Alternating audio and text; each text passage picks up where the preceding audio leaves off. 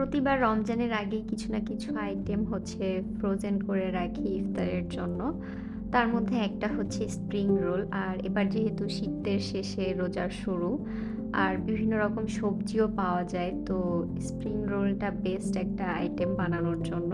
আমি অনেকগুলো সবজি স্প্রিং রোলের জন্য ব্যবহার করেছি আর এখানে চিকেন সেদ্ধ করে নিছি। তো প্যানে তেল দিয়ে আমি হচ্ছে প্রথমে এই সবজি আর চিকেনটা প্রিপেয়ার করে নিই স্প্রিং রোলের পুরের জন্য।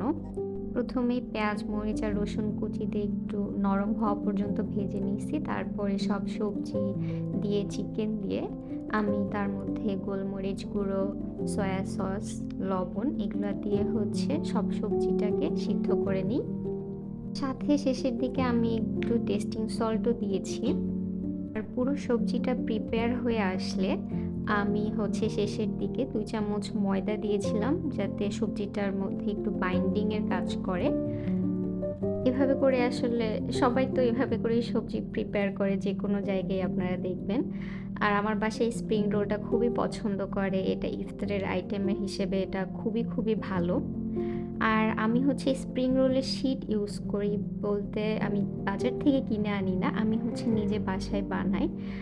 চাপড়ির মতো করে একটা কিছু তৈরি করি, রুটি যেটা বলে। আমাদের দেশে তো চাপড়ির মতোই বলে। তো ওটাকে পাতলা করে হচ্ছে আমি তৈরি করে নিই।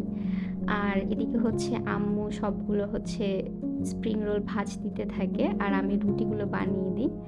এভাবেই আমার রমজানের জন্য স্প্রিং রোলের প্রিপারেশনস হইল।